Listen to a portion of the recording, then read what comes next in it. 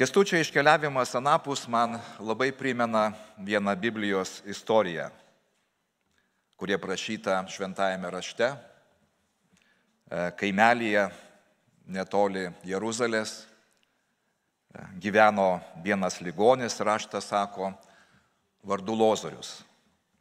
Jis sunkiai sirgo ir galiausiai mirė. Apie jo mirtį Jėzus praneša savo mokiniams tokiais žodžiais. Mūsų bičiulis Lozorius užmigo, bet aš einu jo pažadinti. Nedaug žodžių, bet gili prasmė. Ir manau labai šiandien tinka atsisveikinant su Kęstučiu. Kęstutis tikrai buvo mūsų tikėjimo brolis ir mūsų bičiulis. Beveik 30 mečius praleido drauge su mūsų bendruomenė. Kartu tarnavome, kartu draugavome, kartu garbinome viešpatį, kartu džiaugiamės ir kartu liūdėjome. Bet vis dėlto, manau, svarbiausias dalykas yra tai, kad Kęstutis buvo Jėzaus bičiulis. Jėzus pažinojo Kęstutį ir Kęstutis asmeniškai pažinojo viešpatį. Ta pažintis Kęstučio su viešpačiu įvyko 1995 metų pabaigoje, greičiausiai lapkričio mėnesį, per mūsų bažnyčios surengtą evangelizaciją Kauno žinijos lektoriumi, kur Vytautas Cibas, taip lietuvis amerikietis atvykęs čia skelbti į Lietuvą Evangeliją, tuomet skaitė paskaitą, kaip išgijau nuo vėžio. Kęstučiui šis klausimas buvo gyvybiškai svarbus, nes jo mažametiai dukreliai buvo diagnozuotas smegenų auglys. Ir medikai pasakė išvadą, kad tik Dievas gali padėti. Ir tuomet Kęstutis leidosi ieškoti Dievo. Ir pamatęs rūpimos temos antraštę, kaip aš išgijau nuo vėžio, Kęstutis nedvėjodamas atvyko į paskaitas. Tačiau Vytautas Cibas kalbėjo ne tik apie savo kovą su plaučių vėžiu, bet ir apie mirtiną dvasinę ligą nuodėmę, kuria serga visa žmonija. Ir Kęstutis išėjęs iš tų paskaitų, man ne kartą jis tai pasakojo, liudijo, aš puikiai atsimenu jo žodžius, sako, man vis galvoj skambėjo išgirsti Jėzaus žodžiai, kuriuos jis tą dieną tose paskaitose išgirdo. O žodžiai buvo tokie, kurie nuskambėjo iš Vytauto Cibo lūpų. Buvo Kristaus žodžiai, jeigu netikėsite, kad aš esu, mirsite savo nuodėmėse. Ir Kęstutis sako, aš iki galo negalėjau suprasti tų žodžių, bet jie vis skambėjo ir skambėjo mano galvoje. Ką reiškia mirsite savo nuodėmėse? Taip sako, aš suvokiau, kad aš esu nuodėmingas žmogus. Ir neužilgo Kęstučiui nušvito širdyje Evangelijos šviesa ir jisai patikėjo Kristui savo širdį ir gyvenimą. Tapo Jėzaus mokiniu, sekėju ir Jėzaus bičiuliu. Po kurio laiko įtikėjo jo žmona Ramunė ir dukrelė Edita. Vėliau Kęstutis ne kartą ir asmeniškai man, ir viešai bažnyčioje, ir kitiems vis liudijo ir dėkojo Dievui, kad per tą sunkumą, per dukrelės ligą, visa šeima pažino Kristų. Ir buvo išgelbėti nuo daug baisesnės ligos, nuodėmės gniaužtų. Ir buvo išgelbėti nuo amžinosios pražūties. Taip kartais Dievo keliai sunkiai suvokiami, tačiau Dievas net ir blogas patirtis, išgyvenimus ir sunkumus panaudoja mūsų labui, mūsų geroviai, kad išgelbėtų pražuvusias sielas. Labai džiaugiuosi, kad Kęstutis nemirė savo nuodėmėse. Kęstutis mirė apvalytas Kristaus krauju. Jis nemirė savo nuodėmėse, bet jis mirė kartu su Viešpačiu ir šiandien yra jo artybėje. Vėliau 1996 metais, maždaug po metų po įtikėjimo, Kęstutis pasikrikštijo 96 lapkričio 17 dieną ir aktyviai įsitraukė į mūsų bendruomenės veiklą. 1928 metais buvo pašvęstas diakono pareigoms, kuriuose ištikimai tarnavo Viešpačiui daugiau kaip 25 metus. Aš manau, kad Kęstutis paliko labai svarų indėlį mūsų bažnyčios raidoje. Ketvirtį amžiaus 25 metus tarsi gelžbetoninis ramstis laikė ant savo pečių daugelį svarbių bažnyčios veiklos sričių. Kęstutis atsakingai prižiūrėjo ir tvarkė bažnyčios finansus. Ta tema, kurią šiandien kalbame, Kęstučiui buvo be galo artima. Jam rūpėjo aukojimas ir finansai. Tvarkė taip pat bažnyčios ūkį ir visą dokumentaciją. Tai nebuvo lengva užduotis, ypač tuo metu, kai vyko maldos namų statybos, vačių maldos namų statybos. Kęstutis ėjo priekyje per visą tą procesą. Reikėjo prižiūrėti vykdomų darbų kokybę, kad darbininkai sąžiningai gerai viską atliktų ir laiku.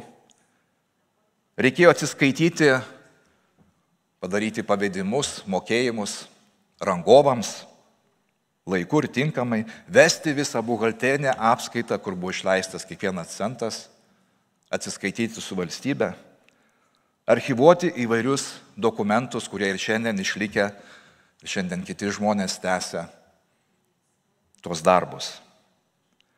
Kaip aš sakydavau, Kęstutis buvo atsakingas už 3 stalus, nes diakonai patarnauja prie stalų. Tai buvo iždininko stalas, ūkvedžio stalas ir raštininko stalas. Tikrai patikėkite, tai buvo darbo ir buvo ką veikti. Biblija sako, kad gerai diakonaujantis įgyja garbingą laipsnį ir didelę tikėjimo drąsą Kristuje Jėzuje. Aš manau, tikrai Kęstutis garbingai nešiojo diakono uniformą ir tikrai vertas pagarbos ir padėkos Dievui. Esu dėkingas Kęstučiui už ilgametį, sąžiningą ir pasiaukojantį triūsą, brolišką meilę ir draugystę ir sektiną krikščioniško gyvenimo pavyzdį. Daugiau kaip 20 metų mes su Kęstučiu kasdien bažnyčios raštinėje bendravome, dirbome ir nei karto per visus tos metus neišgirdau jokio blogo ar pikto žodžio. Negaliu prisiminti, to nebuvo. Tikras Dievo vyras, kaip raštas ir sako, kupinas šventosios dvasios, išminties ir turintis gerą vardą. Kartais jausdavosi taip, kad Kęstutis gal nepakankamai buvo įvertintas ar vertinamas jo darbas mūsų bendruomenėje. Kuris tas darbas ne visuomet buvo matomas išoriškai. Buvo daug tokių darbų, kurie likdavo žmonių akims nepastebėti, bet juos kažkas turėjo padaryti. Bet pagalvojau, gal ir gerai, todėl kad šiandien Kęstutis pas Viešpatį ir atsiims pilną užmokestį iš jo rankos. Radau tokią eilutę, kuri, manau, labai tinka Kęstučiui, žiūrinti visą jo tarnavimo kontekstą. Ir aišku, kiekvienam iš mūsų, kiekvienam ištikimam Dievo tarnui, jo tokių daug mūsų bažnyčioje. Ir Rūtos knygoje 2 skyriui 12 eilutėje pasakyta: Te atlygina tau viešpats už tai, ką padarėjai. Ir te duoda tau pilną užmokestį. Viešpats Izraelio Dievas, po kurios sparnais atėjai prisiglausti. Tikrai Kęstutis atėjo ieškoti viešpaties, glaudėsi visus tuos metus prie jo širdies po jo sparnais ir tiek, kiek jo jėgos ir gebėjimai leido, visa širdim tarnavo viešpačiui. Šiandien mes tokią žinią apie Kęstučio iškeliavimą, aš manau, kad ir jūs pasitinkam dvejopai. Viena pusė širdis liūdi ir gedi, kita pusė džiaugiasi. Džiaugiasi todėl, kad šiandien Kęstutis yra žymiai geresniai vietoj, nei mes čia šiandien su jumis. Šiandien Kęstutis džiaugiasi savo bičiulio viešpaties Jėzaus artybėje. Nes pats Jėzus pasakęs, mūsų bičiulis Lozorius užmigo, bet aš einu jo pažadinti. Mirtimi nesibaigia žmogaus gyvenimas. Ir tikinčio žmogaus gyvenimas anapus yra toks pats tikras, dar tikresnis negu čia šiapus. Kai kas galbūt pasakys, niekas nežino, kas laukia mūsų anoj pusėje mirties lenkščio. Niekas negrįžo iš ten. Na kaipgi negrįžo? O viešpats Jėzus Kristus, kuris mirė ant kryžiaus už mūsų nuodėmes, buvo palaidotas, bet trečią dieną prisikėlė iš mirties ir įžengė į dangų. Ir mes šiandien laukiame jo sugrįžimo. Ir jis pasakė tokius žodžius, tam pačiam skyriuje, Lozoriaus mirties kontekste. Jėzus tarė Lozoriaus seseriai, aš esu prisikėlimas ir gyvenimas. Ir kas tiki mane, nors ir mirtų, bus gyvas. Kristus įrodė, kad jis yra prisikėlimas ir gyvenimas, kad jis yra tikrasis Dievas, gyvybės šaltinis, mūsų kūrėjas ir mūsų gelbėtojas. Ir jisai pažada, kas tiki mane, o Kęstutis šventai tikėjo šio Dievo pažadu. Nors ir mirtų, bus gyvas. Šiandien Kęstutis džiaugiasi savo viešpaties ir gelbėtojo Jėzaus Kristaus artybėje. Ir dar daugiau pasakysiu, džiaugiasi taip pat draugė su kitais savo bičiuliais, kurie anksčiau jau iškeliavę pas viešpatį, kad ir mūsų bažnyčios bendražygiai ir nariai. Tas pats Vytautas Cibas šiandien šnekučiuojasi su Kęstučiu. Tas pats Vytautas Cibas, kurį Dievas panaudoja skelbiant Kęstučio Evangeliją, šiandien bendroj draugijoje viešpaties artybėje. Mūsų sesė Nejolė, kuri neseniai iškeliavo, kaip ir čia draugaudavo ir šnekučiavosi su Kęstučiu, manau, kad tą tęsia ir tenais. Mūsų sesė Janina tikrai pribėgo apkabinti ir pabučiuoti Kęstutį. Aldona, Jadvyga ir tą sąrašą galėtume tęsti tolyn ir tolyn. Ir aišku, visi jie danguje, dangiškoj draugijoje, pasakyčiau, nemaža mūsų Kristaus misijos bažnyčios atstovų, jau pas viešpatį dangiškajam susirinkime. Irgi šiandien garbina ir šlovina viešpatį, net nebejoju. Bet jie visi kartu laukia galutinio Kristaus pažado išsipildymo. Mūsų bičiulis Lozorius užmigo, bet aš einu jo pažadinti. Mūsų bičiulis Kęstutis užmigo, daugybė kitų mūsų bičiulių užmigo, tačiau Kristus ateis juos pažadinti. Tai reiškia prikelti jų miegančius kūnus. Jau šiandien tikinčio žmogaus siela džiaugiasi viešpaties artybėje, bet jo kūnas dar miega kapuose.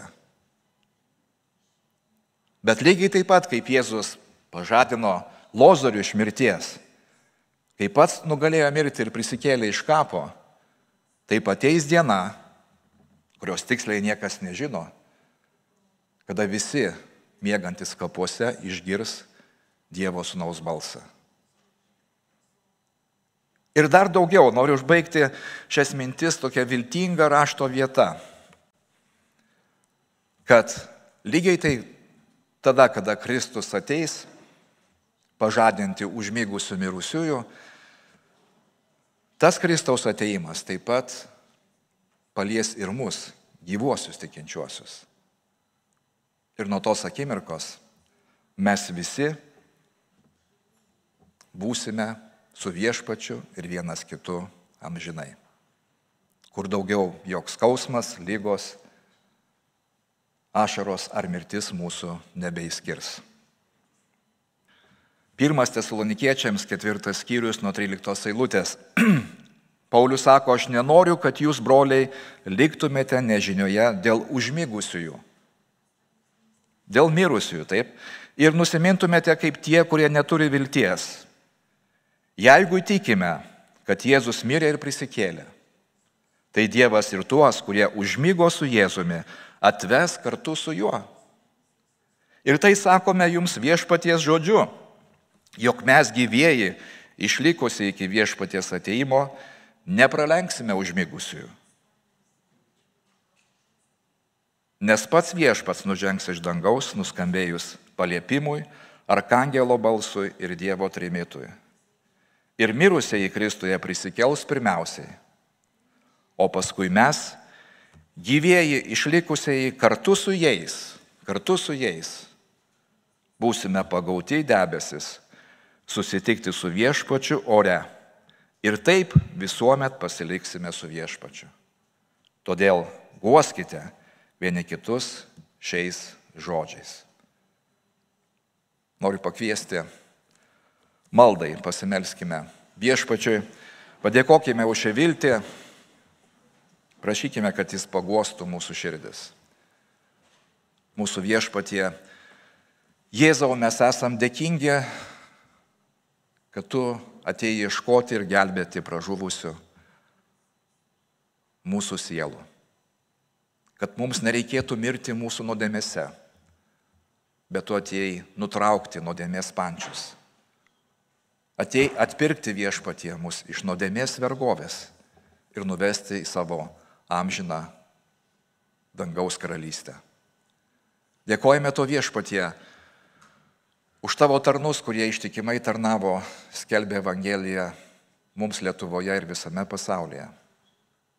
Dėkojame to viešpatie ir už tavo tarną, brolį Kęstutį,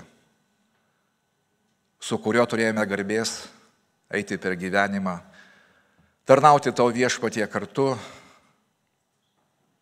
daugelį metų.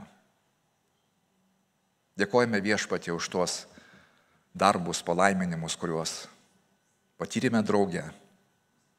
Dėkojame už tą indėlį, kurį Kęstutis paliko mūsų bažnyčios istorijoje. Lai tai būna geras pavyzdys ateinančioms kartoms. Taip pat viešpatie, dėkojame už tą viltį, kad perkirtus šią finišo liniją žemiškoje kelionėje, gyvenimas nesibaigia. Tikrieji krikščionys įžengiam į dar tikresnį gyvenimą, amžiną, palaimintą gyvenimą su tavimi. Tad viešpatie, kol mes esam dar šitoj žemiškoj kelionėje, prašom, sustiprink mūsų tikėjimą. Paguosk mūsų širdis, padėk viešpatie matyti viltį net ir tamsiausiose gyvenimo aplinkybėse. Nes ta viltis yra tikra, amžina ir tikrai išsipildys. Mes žinome viešpatie ir tikime, kad Kęstutis jau regi tavo veidą dangiškoj karalystėje. Džiaugiasi tavo artybę. Tad paguosk ir mūsų širdis. Labai meldžiame viešpatį už jo artimuosius, už jo žmoną Ramūnę, už dukrelę Editą. Paguodos ir stiprybės jiems ir visiems artimiesiems. Ir mums, jo bičiuliams ir draugams. Tebūnie tau garbė ir šlovė Jėzaus Kristaus vardu. Amen.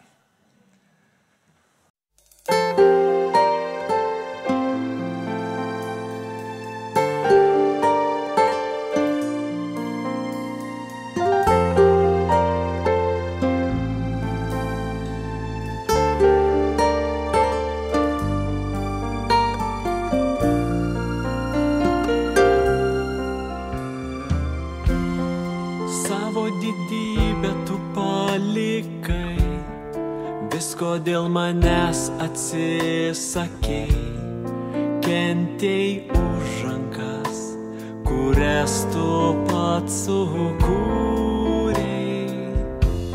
Tu paėmei visas mano kaltes, kai aukojais dėl manęs. Viešpatauji tu danguje ir žemėj. Aš šlovinu tave, o Viešpatie, nes mano širdis priklauso tau. Per amžių amžius aš mylėsiu. Tu tas, kuris už mane mirei, savo gyvybę man davei. Taigi aš laisvas tavyje ir garbinu tave.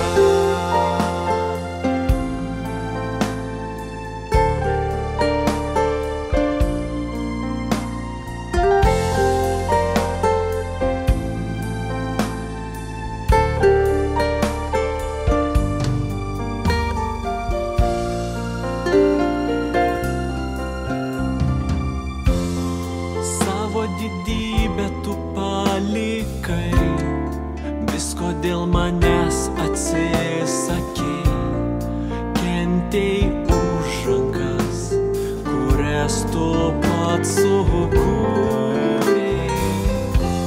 Tu paėmei visas mano kaltes, kai aukojais dėl manęs. Viešpatauji tu danguje ir žemėj. Aš šlovinu tave, o Viešpatie, nes visa šlovė priklauso tau.